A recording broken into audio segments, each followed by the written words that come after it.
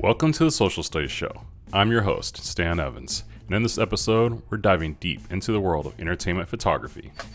I've attended countless industry events, scrolled through endless blogs, and watched the rise of online photography coaches. But what's often missing is a clear and concise breakdown of what entertainment photography actually involves. The different lanes, how to get your foot in the door, how to stay in, and most importantly, how to shoot the kind of work that makes it to a billboard, movie poster, or a campaign launch. While there's never enough time to cover it all, I brought in 3 experts who aren't sharing secondhand advice. They're pulling from real-world experience at the highest level. Anissa Koh, Executive Director of Entertainment Photography at NBCUniversal, which encompasses Peacock, Bravo, Telemundo, and NBC. She's led the charge on campaigns for The Voice, America's Got Talent, and Peacock Originals. Anissa breaks down what she looks for in photographers, the do's, the don'ts, and how to get noticed by a major network. Art Streiber, one of the most respected names in celebrity and entertainment photography. His iconic portraits have appeared in Vanity Fair, Esquire, and Entertainment Weekly. Art talks about how to build trust with talent, adapt under pressure, and deliver creative consistency in a business that's always evolving. Peter Stark, head of print at AV Squad, the agency behind campaigns of some of Hollywood's biggest series like House of the Dragon and upcoming films like Jurassic World: Rebirth. Peter explains how photographers get selected for theatrical key art, what creative directors actually look for, and how to rise above the noise in a saturated market.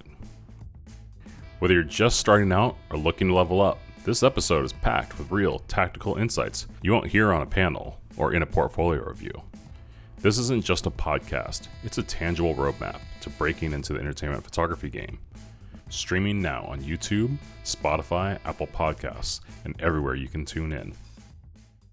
So, welcome to the Social Studies Show, where we explore the entertainment photography.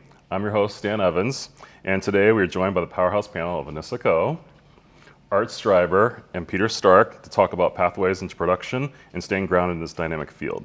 So what I really wanted to start with is talking about pathways into entertainment photography. And as a person who works on client side for NBC and Peacock, Anissa, I'd really like to get your take on how people get into this industry and the definition of the definitive photography jobs that come in entertainment.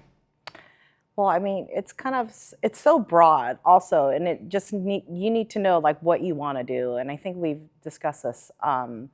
It's either, there's so many different avenues. Either you're a gallery shooter, you're a unit shooter, you're an event shooter. There's so many photographers that we hire. We hire photographers just for red carpets. Okay. You know, they're event shooters.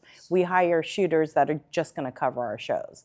And then we hire people like Art Streiber who are going to shoot our gallery and key art, you know. So it's like when you come to me, you have to kind of know what you want to do. And if you're coming to me and say, I want to make it in the unit world, okay, show me your stuff. If I see your stuff and I think you're talented, yes, I will help you get into that world. Okay, can you name a few different photographers in each different division that you work with across the board? You want their names actually? Sure, yeah, no, for sure. I think like that, because people can go and look up their work and then they can get inspired from there. I mean, these guys, like if you talk to like a Trey Patton or Justin Lubin, these are big name unit shooters. They've been in the business. Like go to Justin Lubin's site. He is one of the best unit shooters out there. He does movies, he does all of it. Trey Patton, he's been doing, and these guys are also mentors. If I send young, new photographers to them, they will talk to them. They will let them know how to get into the business. They will help them get into the union. They're not afraid to say, oh my God, you're gonna take my job. They will come and help you. But just recently, there was a gal, Chris, I literally met her at dinner one night. You know, I was at a group dinner, it was a birthday dinner, and we wanted to take a group picture. The table next door, we're like, oh my God, can you take a picture of us? The girl says, sure. She grabs her phone, takes a picture. Her boyfriend's like, oh, you know, she's a photographer. And of course, a girlfriend of mine goes, oh my God, Anissa is a producer, a big name executive at NBC. And I'm like, I'm not, but you know. So she and I just quickly chatted, and I said, what are you gonna do? And she's like, oh, I wanna get into the unit world. And I'm like, okay, here's my name and number. Contact me, show me your stuff. She showed me her stuff. It was beautiful. And I'm like, okay, let's get you working. She emailed me last week and said she got into the union. That's amazing. You know what I mean? So I have stuff like that happening all the time. And I just met her by chance at a restaurant. That's so you know? random. Like it's about being out so you can make those connections. Yeah, so it was like if her boyfriend didn't say she's a photographer, it was just the right time, you know. It was, but there's always like people will come like photo shoots. I have PAs coming up to me saying I want to be a photographer. It's always like, okay, show me your work. And if I think their work is good, then I will help you. So it's your work though, you know? Sure, I like that. So that leads me to my next question as far as the main points for entertainment photography. How much is that is dependent on on-set experience versus networking of covering all those different bases that you need covered to be hired by someone like you? Well, they do have to show some type of production work in their portfolio, whether they did some, small independent film with a friend or, one photographer, he was a PA on The Voice and he was able to do some BTS and his stuff was amazing. So, but you got to show me that you can shoot something live. You can't just say, oh, go sit here and I'm just going to take a picture of you. You have, especially unit shooters, you're a fly on a wall during production and you're trying to get that shot, You're, as I say, unit shooter is an extension of the camera. I want you to shoot what the camera's shooting. I'm like such a nerd because I'll be watching a movie or a show and the DP will frame something and you see the screen. I'm like, that's a beautiful shot. Like, I want that as a still, and that's what I want to see. That's what I want the unit shooter to be shooting. For sure. And so, like, pivoting a little bit, I know, Art, you started out with your family being involved in magazines and working at the Standard newspaper. Like, can you tell us a little bit about your path of, like, from the start, inception, to where you are now shooting predominantly key art? Let me condense it, but let me follow up on what Anissa just said. Anissa is seeking out and needs to know unit, event, and gallery shooters all over the world, because all of a sudden an email could land in her inbox saying, we need a photographer fill in the major international city. So Anissa can name unit photographers, event photographers, and key art shooters all over the planet. So I want to make it clear that you don't have to live here in LA to do this kind of work. For sure. And there's more and more and more production all over the world. But to answer your question, I thought magazines were the be-all and end-all, and I started shooting a lot of magazine work, and then just kind of accidentally on purpose got into shooting for the networks and the studios. But I really feel that my magazine work for 25 years, doing this kind of crazy problem solving within days or weeks, really set me up for success in entertainment. Because entertainment used to be longer lead, and it used to be, you had all day, and now we might have an hour in a closet or a garage while they're shooting the movie or the show, and we've got to get all kinds of stuff done to give assets to Peter and get assets for Anissa and her marketing people. So the short answer is there isn't one right path into this work, the work that I do, but my path was magazine work that led to entertainment work. What was the accident that brought you from editorial to entertainment? How did you transition? I would say it was a meeting at CBS when they were doing Mondo shoots, like massive Mondo shoots that were 2 or 3 days long. And it was a series of set pieces that had to be built. And we spent a week or two like building and shooting this stuff, which gave me a really deep book essentially on key art work. Okay.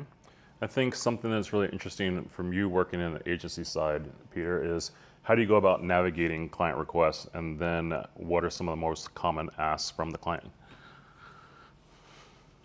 Navigating client requests, like more Like how many types of specifically. images, tailoring the work, the multiple setups, the different actors. You were talking about you just did some stuff for Jurassic Park for their like lead in, and then you did some stuff for IMAX for Sinners. So there's all these different types of needs, and some of this is obviously going to different agencies. So what does that relationship look like coming from client to you, and then how do you facilitate that to someone like Art?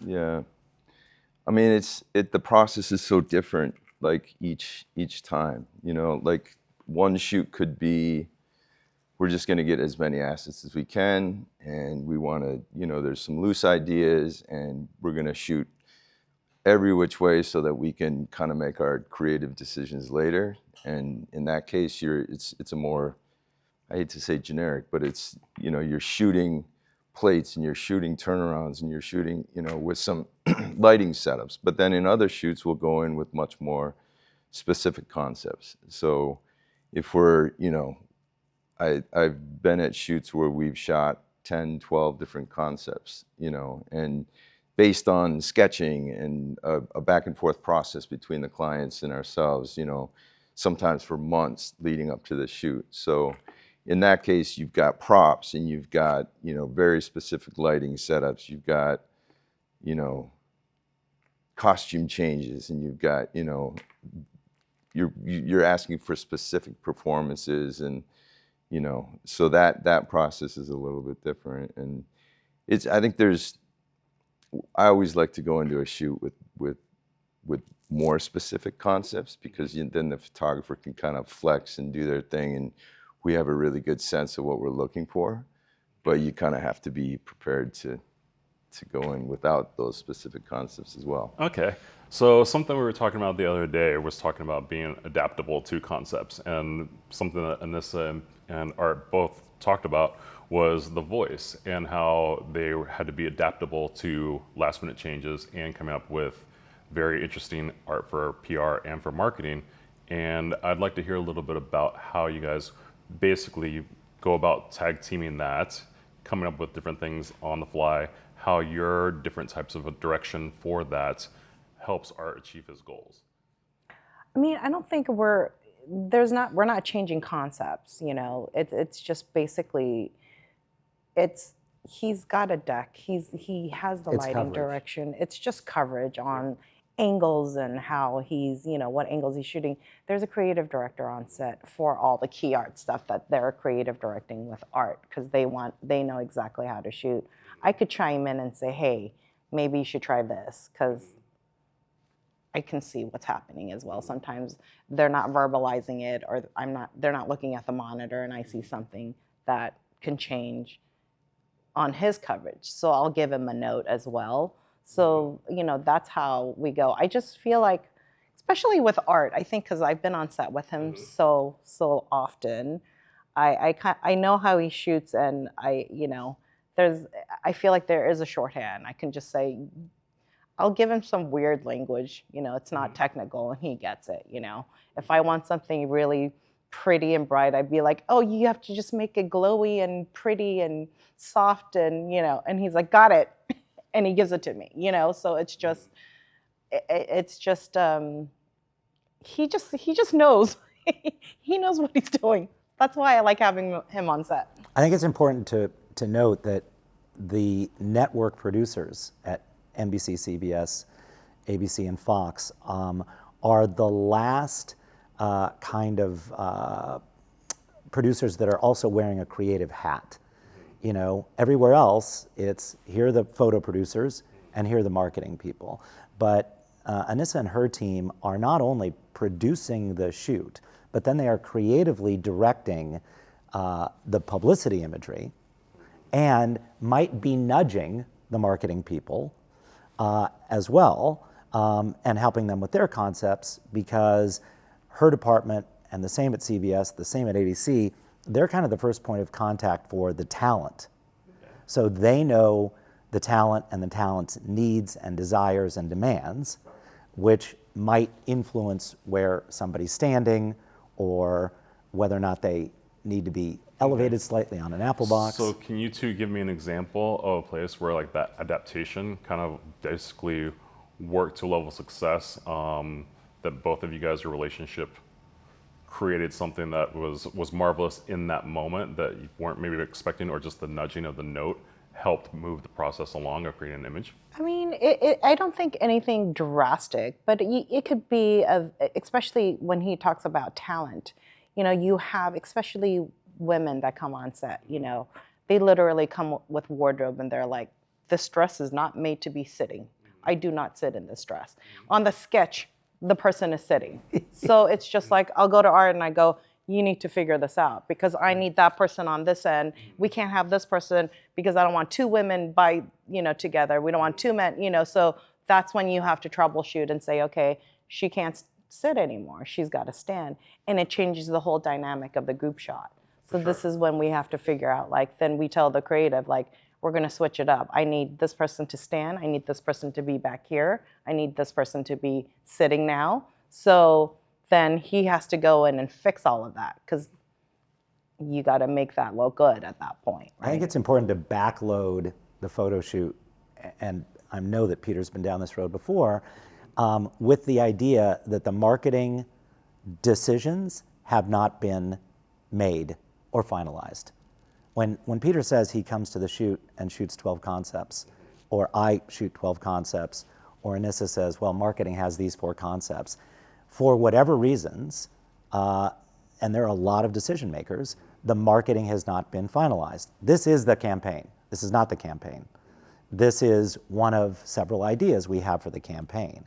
So specifically, Anissa and I were in Brisbane, Australia a year and a half ago, and on the Gold Coast, and I landed, and Anissa had been on the ground producing the shoot for 5 days with my first assistant, and I got off the plane, drove to the set, walked into the room, and the marketing guys still hadn't really narrowed down. There was no concept.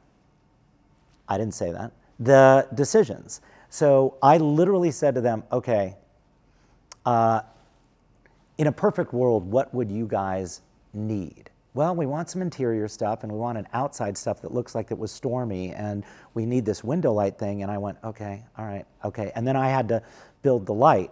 So Anissa's wearing the producer hat, trying to herd the cats of the marketing people, all while also orchestrating a publicity photograph of the cast as well.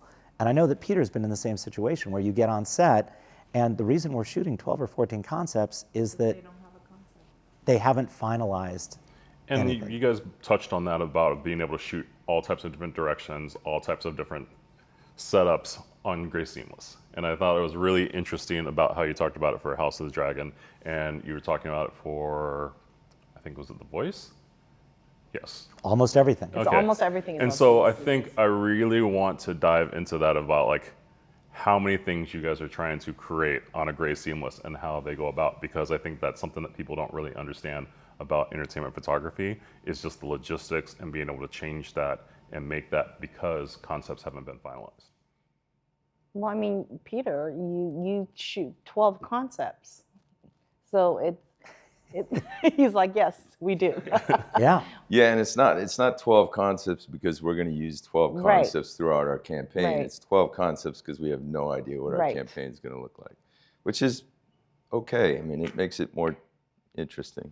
And I think that's where we talk about preparation and adaptability on your side, Art, of just being able to go with the flow, to be able to land, to be able to dissect that information and put it there. And I think that's more where I was kind of leading to of that last minute adaptability, even though the concept has already been dialed in. It's you're still dealing and navigating these problems and coming up with these logistics.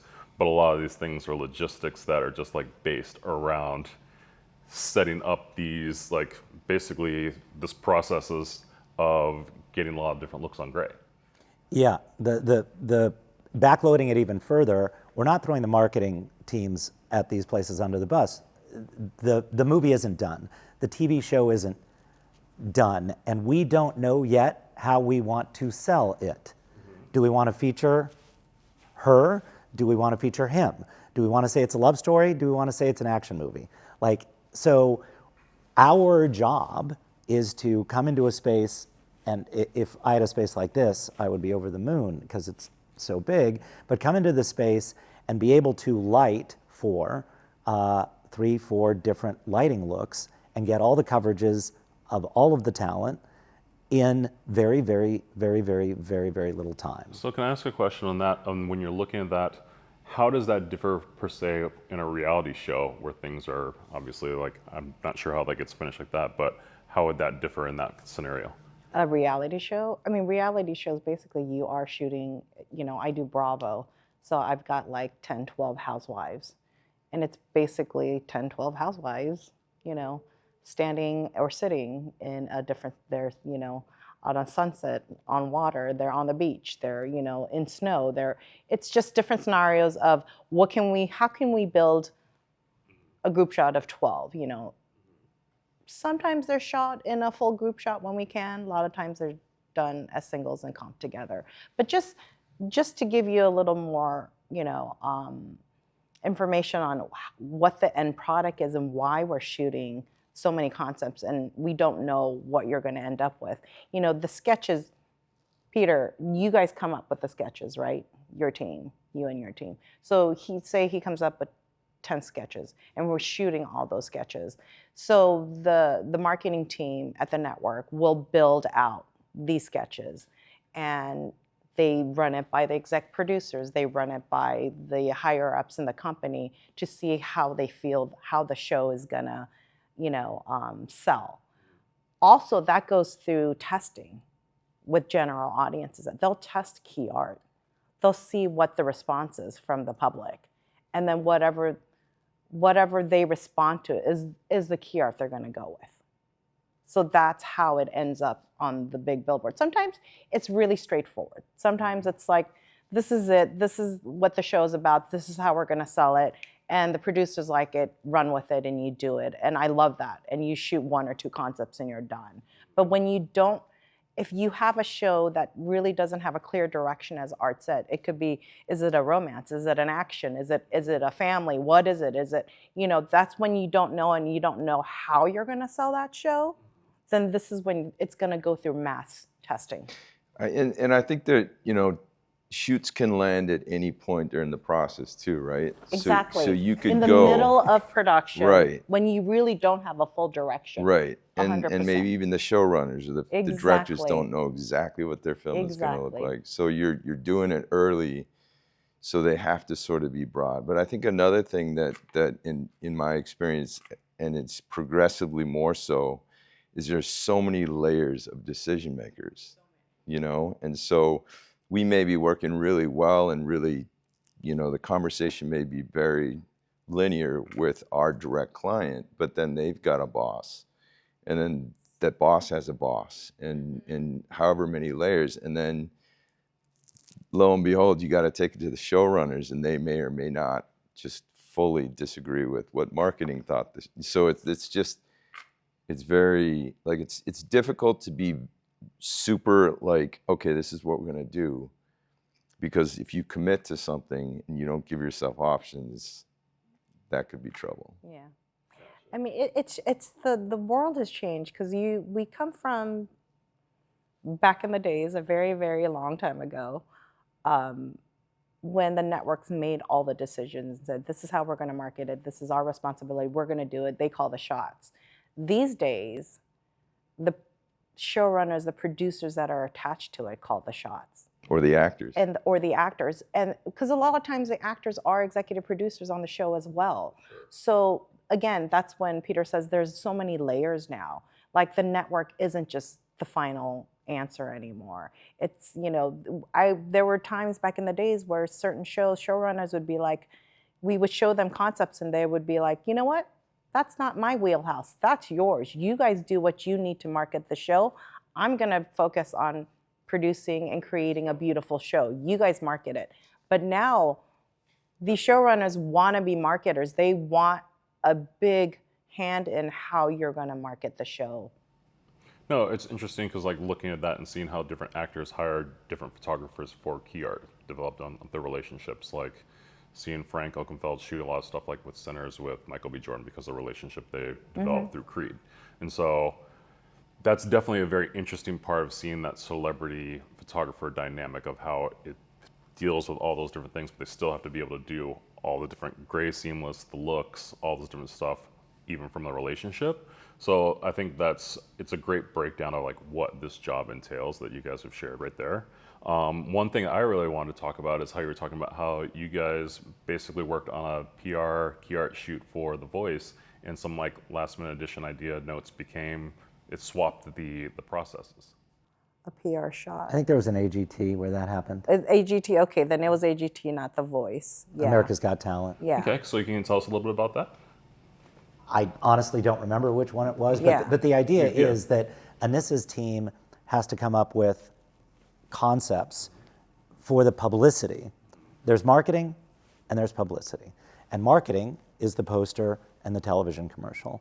And publicity is Anissa's department creating assets to distribute to newspapers, magazines, and websites all over the planet Earth in order to get the show publicity, to get it seen, or to get the movie seen. And those publicity photos could be in character or out of character. In this case, we're on the set of, I believe it was America's Got Talent, might have been The Voice, and marketing came to the party with concepts, and Anissa came to the party with concepts. We shoot them both, and at some point, and again, this happened 1 or 2 times, the marketing people went, oh, actually, this might sell the show better. And Anissa is happy to say, oh, great, we'll take your concept and distribute it to the magazines and newspapers and websites, and my concept, which you, the marketing people, are taking, will end up on the billboard. Because we're all in the same team here, which is to get sell the show Yes. or the movie seen and watched. And I think that's an interesting process because you as a photographer, you're building relationships with all those different teams, and you're trying to basically feed all those different mouths, and you're having to go into a few different channels. And so I think it really speaks to your like professionalism and consistency and just being able to collaborate. And so I think that's something that I think is really interesting to talk about, people getting into entertainment about. It's not just about shooting the pretty picture. You have to do all these different things with gray seamless. You have to like look at all these different channels of marketing and publicity, and you have to execute all those different things. And so that's honestly why I love having you on the show, Art, just because you've seen and done all those things and can be able to help that and just being able to share that with the younger generation to get them to be able to wrap it around their brain, because you have to see it to be it. So thank you for just giving that example. I think one of the other things that I get a lot of questions about is about contracts and copyright. And so I think, Anissa, I'd really love to hear that from your perspective, one, from working for NBC, but also in past jobs that you've had, how you might have handled it differently for a lower tier project or environment there as far as like media. Well, contracts, basically, contract-wise, it's just with the company and the photographer, and copyright it's a full buyout. So when I do the contract with Art, it's like, sign your life away, I'm taking all the assets, So basically, networks do full buyouts. We own the copyright. We sell our images. You can go to Getty and buy our images. If you can even, we have archives from back in the days, and you can go to Getty and buy any of our images because we'll license it out. We do our own licensing as well. So again, the difference between networks doing a full buyout, we never will allow the photographer to own the copyright, and then the photographer is allowed to sell those images. That happens only in the editorial world, and the difference would be like, okay, editorial world, you get a lower payment, but you own the images. Entertainment world will give you a higher fee, but we own the images. So one thing that you had talked about the other day when we were discussing was how you see projects in like a tier 1 or tier 2 or tier 3 or tier 4, and that you actually use those as opportunities to try out different photographers that have, I guess there's less consequences if things right. go that the way. risk, So the risk factor, right? And so I think 2 things I'd like to add to that. One is sometimes when you're assigning and doing these projects, people understand it's not just about hiring the photographer, it's about you fulfilling your job and making your boss and your boss's boss look good as far as that goes. And I think that's something that sometimes is lost on the photographers trying to enter. And so I think I'd like to have you talk about that. And I'd love to hear you talk about the different tiers of projects so people can kind of understand where they can get it. Well, I mean, the tiers are right. We do tier our projects. Right now, all the shows on Peacock seem to be all tier 1, you know. Mm-hmm. So we definitely, when we get to the tier 1 projects, we're looking at the Art Streibers, the Frank Ockenfelds, you know, all the big shooters that have done all these shoots in the past, and you know they're going to deliver all of these. And then we'll go down from there, even down to like tier 2, we still call, it basically is based on what the show is, what the format of the show is, and how these photographers are going to deliver that show. If it's a stark, moody show, you know you're going to hire a certain photographer. If it's a light, happy show, you want to hire another photographer. If you have reality shows that are just a bunch of women and you want some color splash in it, you may hire someone who can do lighter, happier color. You know, we'll match the show with the photographer, and we'll see, like, can this person deliver that look that we want? Because we'll go on their website and say, they've done, we'll go on their website and look at it and say, you know what, is this what you're looking for? Because if this is the lighting and this is the dramatic look you want, this is the guy we can, or woman we can hire. It's beautiful. I love how you're talking about basically matching the show to the look of a photographer, because I think a lot of times people in the reception not really understanding that, because everyone comes to it, I can shoot everything, right? But really narrowing down that kind of style specific to that of like what you need to accomplish, because you have this writing, X, Y, and Z writing on this. And that's how we hire. We don't hire just so willy-nilly and say this person can shoot everything, you know? So it's just like we match the photographer with the show. That said, it's like there's times when I get frustrated because I think a certain photographer can shoot a certain show a different way, and in the creative's mind, they're like, no, in their brain, it's like, this person can't shoot dark or drama. She only shoots comedy. So I'm like, well, you know what? For me, if a photographer can't adapt and shoot across genre, then I don't think that photographer is that talented, right? So you should be able to adapt. My thing is, we're looking for that style, their signature. It's not that you can't shoot it. We're looking for art style. You know, we're looking for how he shoots it, and we know how he's going to light it. So I'm looking at the style. It's the style of shooting, because there could be multiple shooters that do very dark, dramatic, but what is their style? How are they shooting it? So we'll look at all of that. So when you're looking at, let's say you're having a creative call and you're trying to discern a photographer from that, and like, I know sometimes you said, Peter, that you actually put up people for suggestions for different projects like that.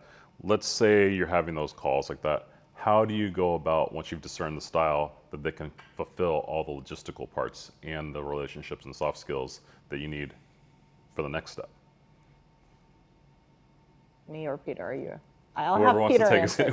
You can answer that. Yeah, I think as you were talking about styles, because that is obviously, if we're going to shoot a moody something, I'm going to look for somebody who's done some really great moody work. But I think underlying all of that is,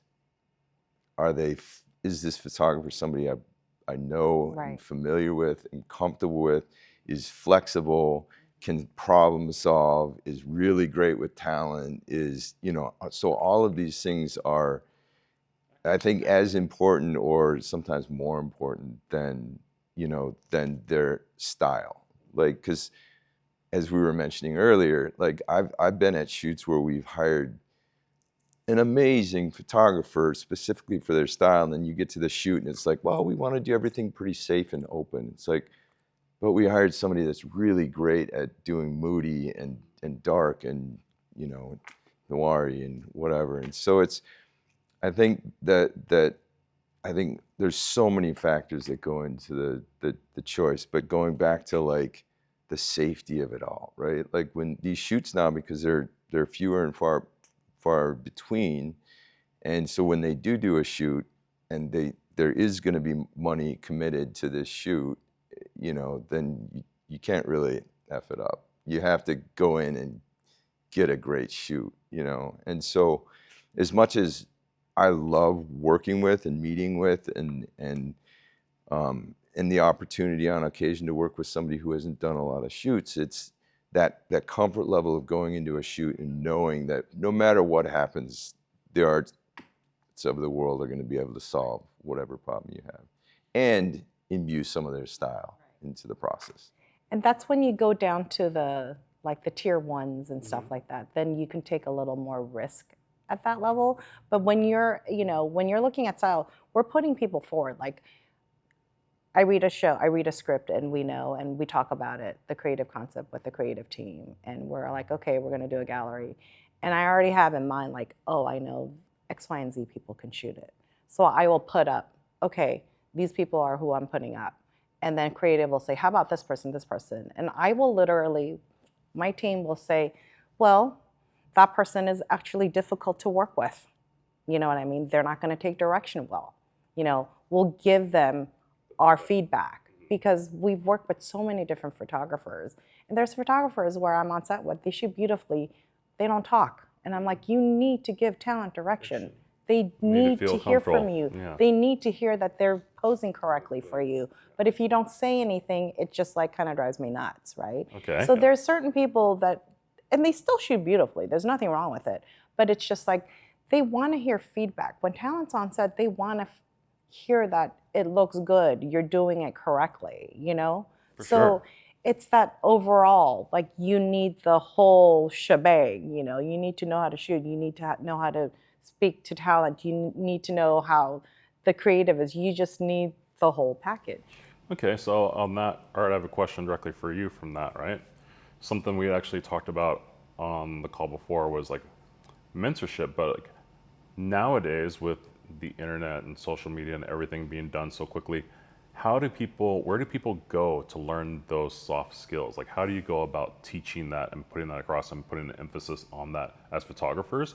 Because I feel like that's something that is lost a little bit, because people want to shoot the beautiful picture and think that it's going to have the acclaim, but there's so much more that goes into it. So how do you teach that? In my opinion, the best place to learn is on set. There's no question.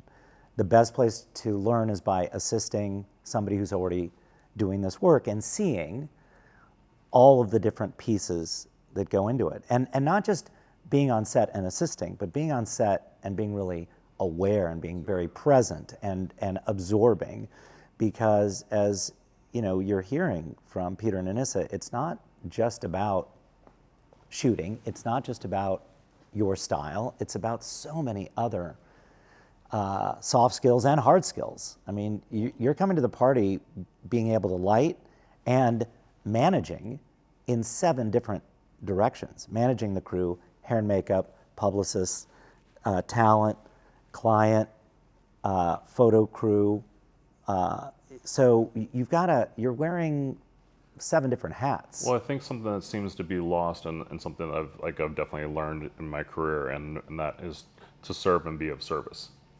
And something that I learned assisting and working in New York is to see problems before they arise. Absolutely. And so I think when you do those things on set, that's where the people, it's like you don't even know who's watching around on the set there, like that, of all the decision makers like that. But when you're doing those things and doing those consistently across the board, people notice. And I think that's the one thing people kind of like forget, is like people do watch on set and they do notice. They notice your hustle, they notice that you're like being attentive, they notice that how you treat people, they notice whether you show up on time, that you're enthusiastic, communicating with the talent. And so those things, but I feel like just because more and more these days, like people are not coming up as much through the assistant ranks. I think when you start to go into the whole influencer social media, people are creating their own different brands, and then they have to kind of like break out to get into this world of like that you're actually back on a team playing field.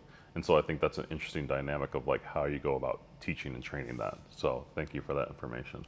It's to me, it's about experience. Mm-hmm. And you're either creating the experience yourself by going out and doing test shoot after test shoot after test shoot, with the direction in mind of becoming an entertainment gallery, key art, one-sheet shooter, or you're on set and consistently being on set on those kinds of shoots in order to understand all of the different dynamics that are at work, and then creating for yourself what few editorial outlets still do this kind of work. Variety, Hollywood Reporter, Deadline, The Wrap, Entertainment Weekly.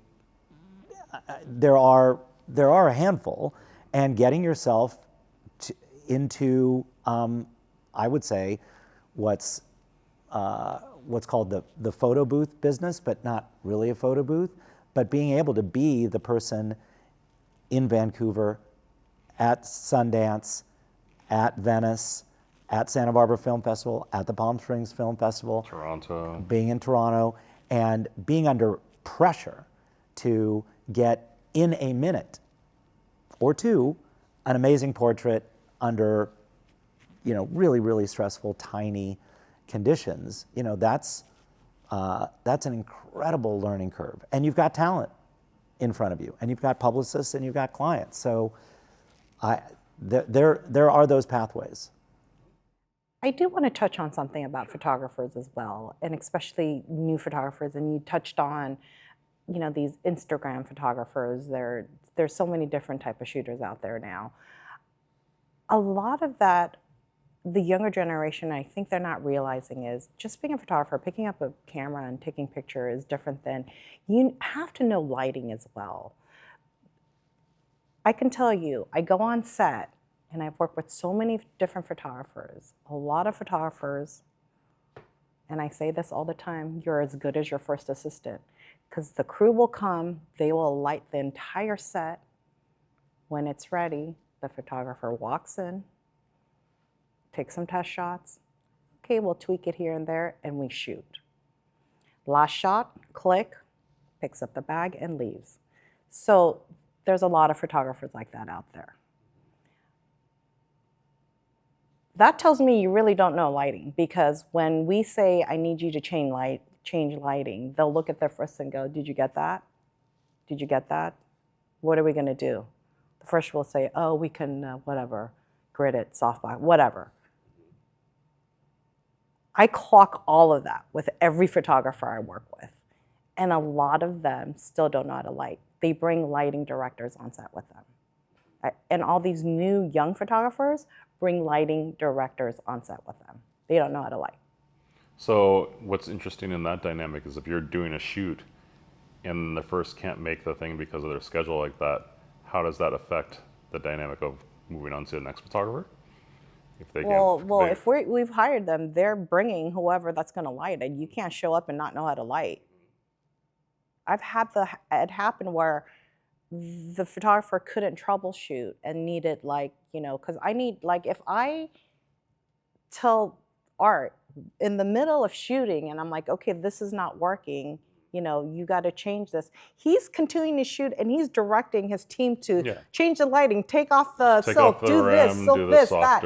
And he's continuing to shoot while his team is changing the lighting. I've had photographers just say, I need 20 minutes.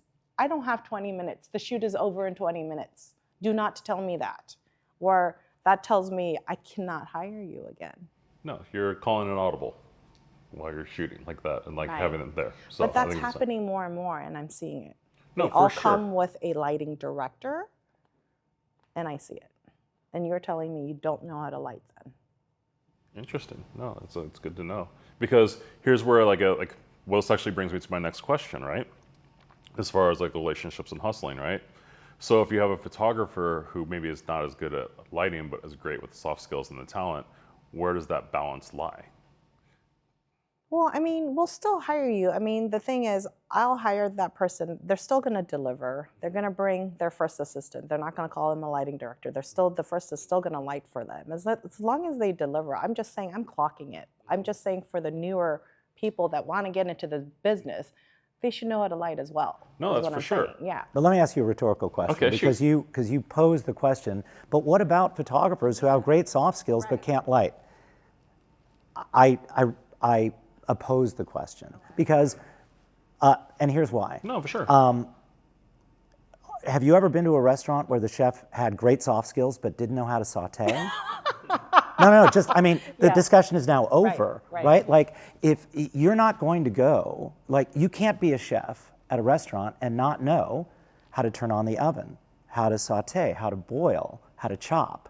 These, like, you know, basic skills of the job that you purport to do.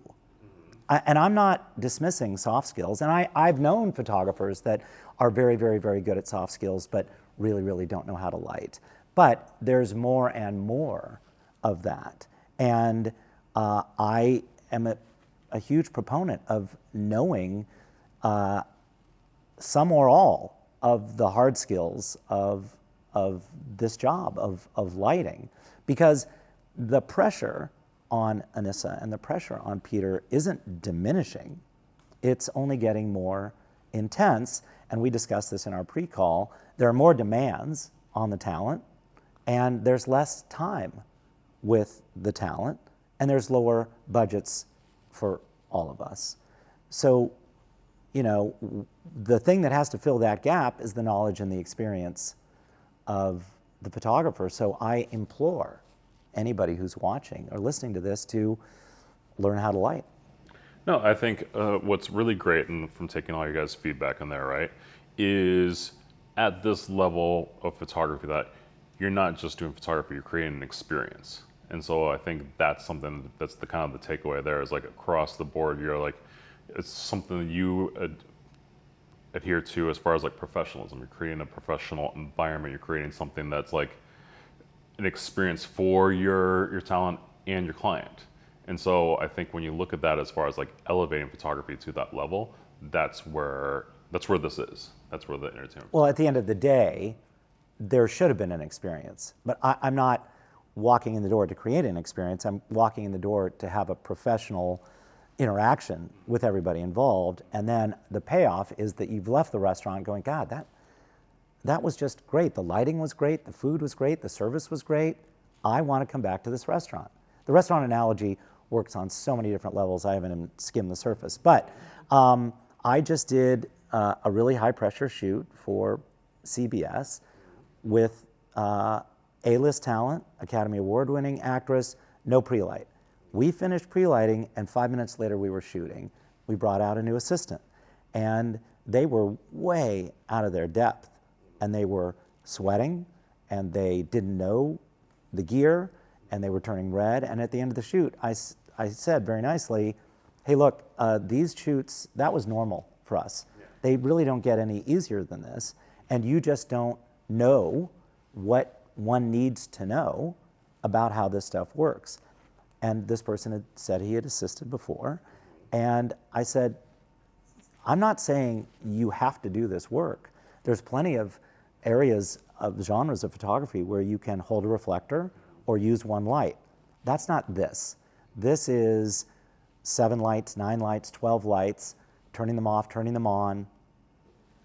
The show has 12 people in it. You got to do it 12 times and you got to do a group. And the margin for error is closing. It's already thin and it's closing. And on that particular shoot, the packs on the main light weren't firing.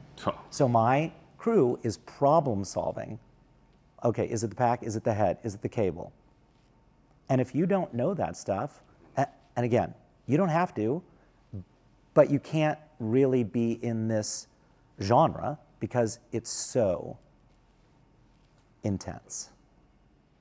No, that's great, because I mean, just even things like that of like light ratios, changing that, people's skin color, people's tones of clothes, things like that. You're working on demand at that time very quickly, and people walking in and out. So that's really great, like feedback, and I love just hearing like the real deal of like what's expected.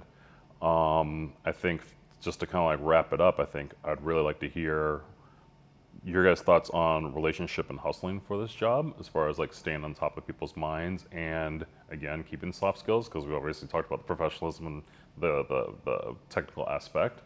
I think that's something to just be able to kind of like show what that is, as far as, Anissa, how do people get a hold of you? How do you, I know you talked about the restaurant, like that was a great analogy as far as like randomness of like, honestly, being in LA, right place, right time, right way to be able to talk and show your work. Because I mean, like, even with that, it's like you went and looked at the person's website and you're like, okay, I saw this, I saw you can do this work. So what does that entail for you?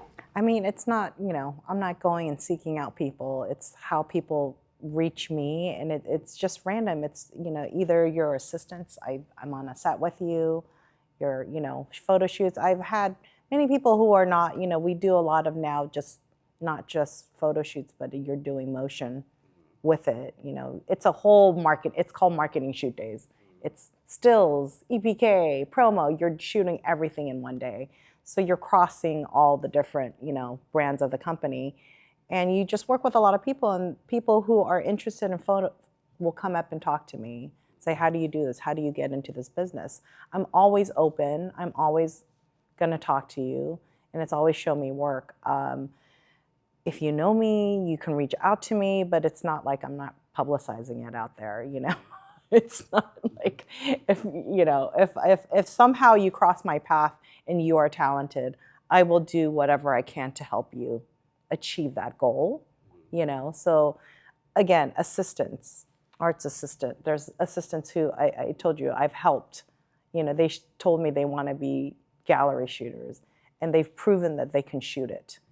And yes, I'm going to help you. I'm going to put you up for jobs now, So if I believe in you and I see your work and it, your work speaks for itself. And if that happens, I will help you. But again, they have to be tied in with someone like the arts. They have to have had experience. Go seek out other photographers, creative directors. They need to just talk to everyone. And those are the avenues that they can take to get to someone like me that can actually hire you. Because art can meet someone and say, hey, Anissa, I met this person. He's a great photographer. You want to talk to him? I'll say, sure. I threw a photographer to art just yesterday, Like, can you just have a chat with this person? They're still in school, would love to get into photography. So it's just networking with everyone in the business. Peter, you have anything to add on networking? Yeah, I would just say the hustle is just so real. Like, and I mean, Art came in and did a presentation of his work. So if Art, one of the most successful shooters out there in the entertainment space, is out hustling, and you're a young photographer, and you know that Art is hustling, you gotta hustle even harder, right? Like, so, and we've constantly got photographers reaching out to us, asking if they can come in and meet us. And sometimes that 15-minute meeting that you have with somebody, it's just a vibe check. It's an opportunity to meet somebody, and go, oh, this person was nice to hang out with for 50. They've got a really great energy about them. So then if I look and their work is great, then I already sort of know their vibe, right? And then their work is good. And then, okay, so they're checking boxes, but they had to come in and reach out and hustle and sometimes call 3 or 4 times. And, because I'll be like, yeah, it'd be great to meet you. And then they call and it's like, oh, I can't do it this week. And then they'll call again, can't do it this week. I'm so sorry, and then they'll call again. And that persistence and that hustle is like, that's kind of where you have to start as a young photographer. Well, I think even before current, you still have to stay with it. And as an experienced photographer. There you go, addendum on there. Well, to me, I think that was a great place to kind of leave it, because I love hearing like the hope and optimism and you guys being able to share of like, this is what it takes, here's the real deal, and these are the steps to actually be able to move forward in this space. I want to thank you all for coming. It really does mean a lot to me, and it means a lot to be able to share this with my community and my audience as far as that goes, because I think that's the first step, and then being able to get them to people like yourself, Art, or Anissa, or Peter, to find mentorship and be able to learn further, but it's sometimes just opening that door.